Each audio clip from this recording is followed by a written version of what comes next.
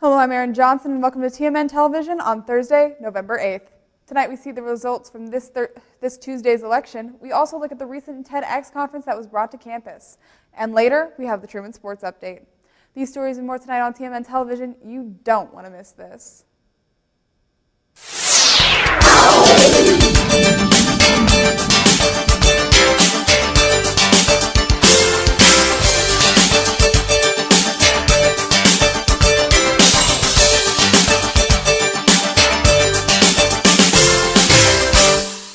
Republican candidate Cindy O'Laughlin has won the Missouri Senate seat against Democratic opponent Crystal Steffens. O'Laughlin will become the next state senator for the 18th district. O'Laughlin won 70% of the district vote, while Steffens won 30%. The final result from the Adair County Clerk's Office shows Adair County chose O'Laughlin with 5,100 votes.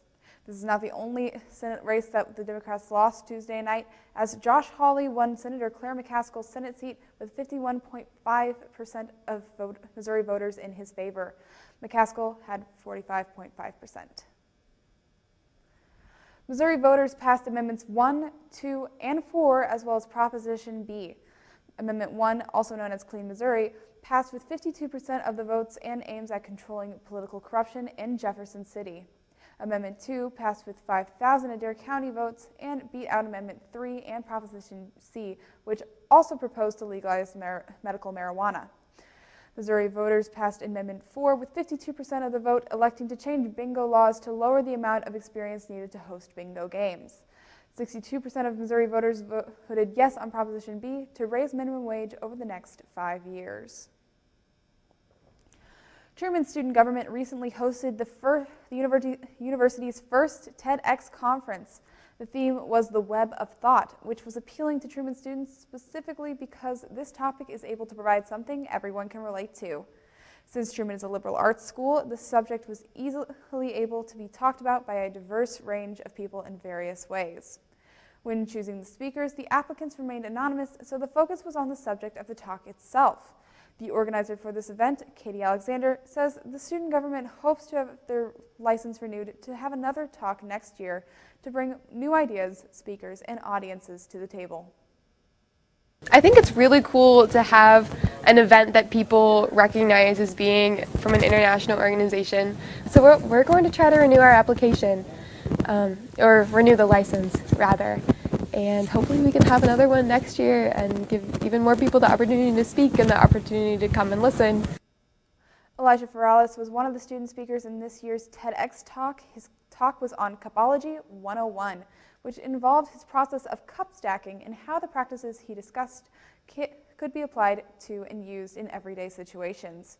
He started cup stacking 6 years ago with only a few hundred cups, but now has accumulated 5,000.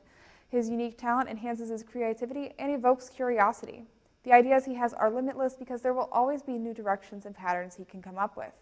Cup stacking has not only encouraged Ferralis to be confident in what he loves, but to spread this idea to others. The future of his work includes multi-layered images, improving structures, and choreographed destructions.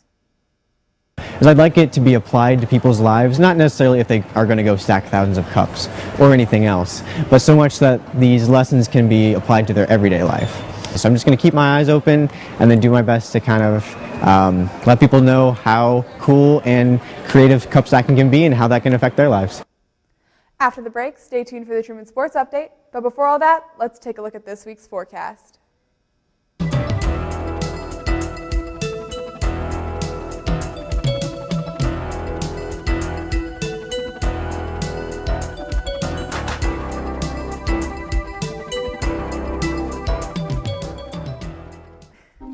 It's fine that other people like you. It's more important that you like yourself. And I'm comfortable with every part of me.